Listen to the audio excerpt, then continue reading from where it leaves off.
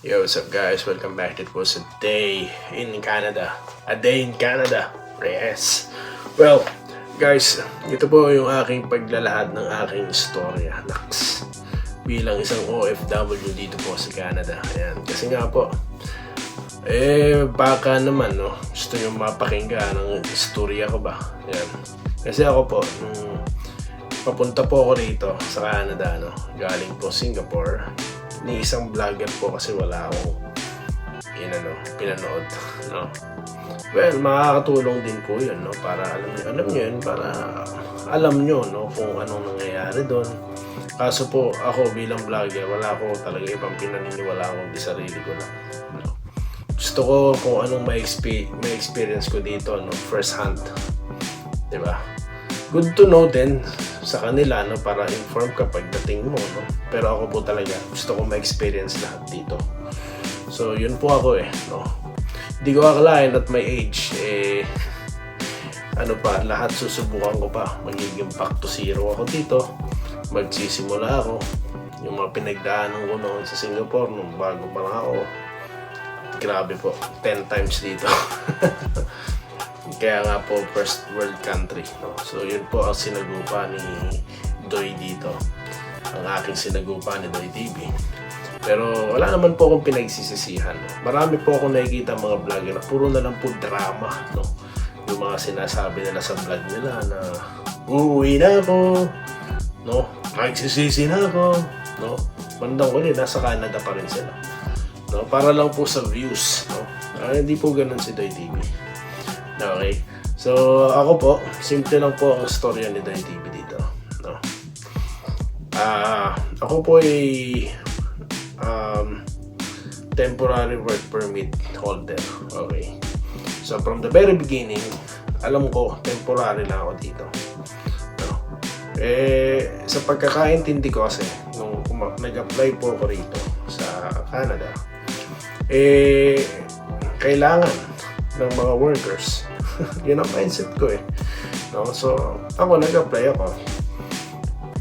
Kasi nga po, ang plano ko talaga, umuwi na sa Pilipinas, no? Para mag-for good na doon. Kasi, syempre, tawag dito, nagpuntar na ako ng mga kagamitan, no? Sa Pilipinas. So, mga bagay na hindi mo naman mabibili kung sa Pilipinas ka lang magtatrabaho, di ba? So, meron na ako nun. So, I'm going back, no? It's either mag-open ng business kung anong pwede or magtrabaho na lang ulit na, less stress. Pero nakita ko po yung sitwasyon sa Pilipinas. So, that will be a big turnaround for me pag ako po yung umuwi, no? Yung tinatamasok sa Singapore, hindi mangyayari. Nasa Pilipinas ako. Lalo na po ngayon ang sitwasyon dyan, no?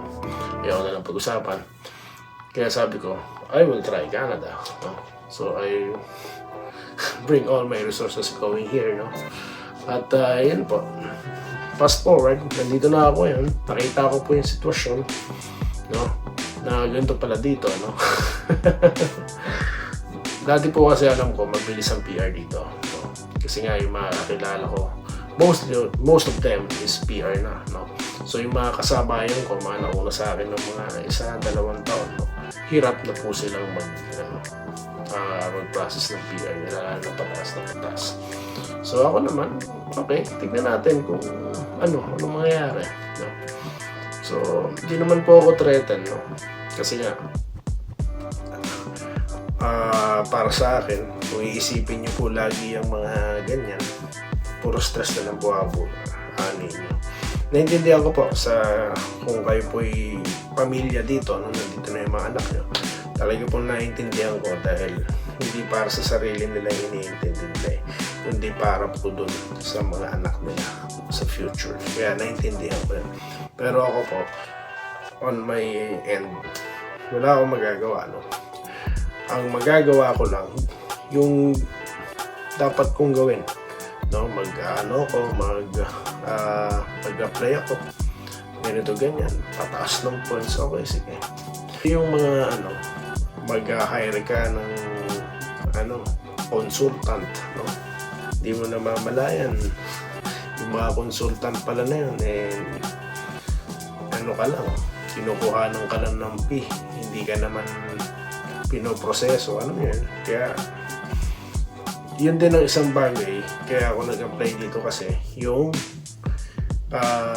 agency or yung tawag dito, yung consultant firm na nag-process sa akin, alam kong legit dahil yun nga, marami akong makakakilala na doon.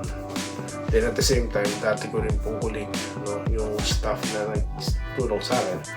So yun po ang mga nangyari dito. Then again, nag-e-enjoy po ako dito. Nag-e-enjoy ko po yung paligid. Siyempre, nag-e-enjoy ko yung, alam yun, yung being in the first world country.